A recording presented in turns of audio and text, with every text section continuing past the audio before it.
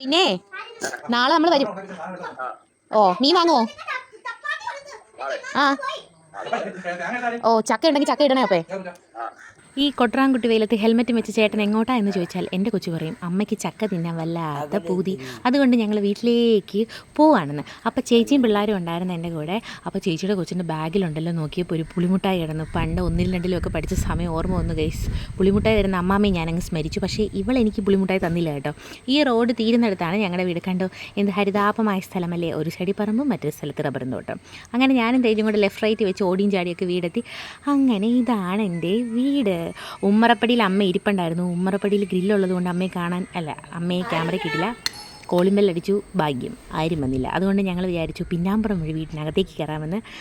അതേ ഞങ്ങളുടെ പട്ടിക്കൂട് പട്ടിയൊന്നും ഇല്ല കേട്ടോ. ഈ എല്ലാവരെയും ഒട്ടിച്ചിട്ട് പട്ടി കടിക്കുന്ന പരിപാടി ഉള്ളത് കൊണ്ട് ഞങ്ങൾ പട്ടിയെ വാങ്ങുന്ന അങ്ങ് നിർത്തി. അങ്ങനെ ഞങ്ങൾ പുറകു വഴി വീട്ടിനകത്തേക്ക് കയറാമെന്ന് വിചാരിച്ചു കേട്ടോ.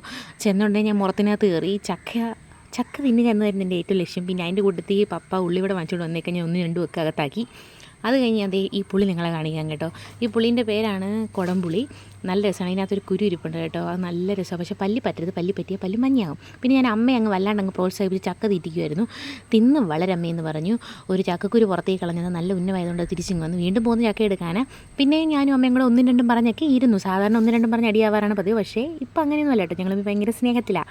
ഇത് കണ്ടോ പാവയ്ക്കയ്ക്ക് മറ്റേ സാധനം കെട്ടിയിട്ടേക്കുന്നു. ഇതിനകത്തൊക്കെ പാവയ്ക്കയുണ്ട്.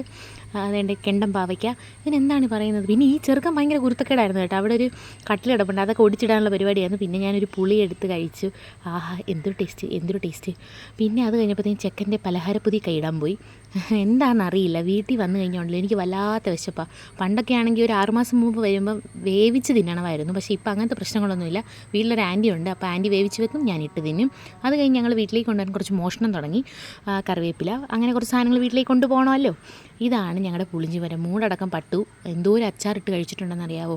പിന്നെ 3 കാന്താരി മുളക് കിട്ടി. എനിക്ക് കാന്താരി ഭയങ്കര ഇഷ്ടമാണ്. പിന്നെ ഞാൻ കുരുമുളകിനെ കുറിച്ചൊക്കെ തേജുവിന് ഇന്ന് ശാസ്ത്രീയമായി പറഞ്ഞു കൊടുത്തു. ഇതേണ്ട നാമ്പോ ഇതിന് നൂലൊക്കെ വന്നിരിപ്പുണ്ട്. എനിക്ക് സത്യം പറഞ്ഞാൽ ഇതിനെന്താ പറയുന്നതെന്നൊന്നും അറിയത്തില്ല. ഇതാണ് ഞങ്ങളുടെ വിശാലമായ അയ്യം. ഇവിടെ മൊത്തം പന്നികളുടെ വിഹാര കേന്ദ്രമാണ്. അച്ഛന്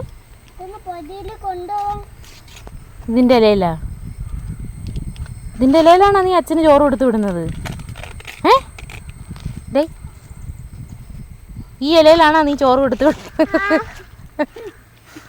അപ്പോൾ അങ്ങനെ അവിടെയും ചാടി ഇവിടെയും ചാടി നടന്നപ്പോഴത്തേക്ക് ചേട്ടൻ വന്ന് വീട്ടിൽ പോകാറായി ഗൈസ്. അങ്ങനെ വീട്ടിൽ നിന്ന് വാരി എടുക്കാൻ പറ്റുന്നതെല്ലാം ഞാൻ വാരി കൂട്ടിയൊരു കവറിനകത്ത് കയറ്റി വീട്ടിലേക്ക് പോവാണ്. ഇത് വേറൊന്നുമല്ല, കുടംപുളിയാണ്. ഇത് കൊണ്ടുപോയി ഉണക്കി വിറ്റ് വേണം എനിക്ക് പൈസാക്കാരിയാകാൻ. എന്താ ചെയ്യാനാ. അപ്പോൾ അടുത്ത വീഡിയോ ആയിട്ട് കാണുന്നവരെ ടാറ്റാ.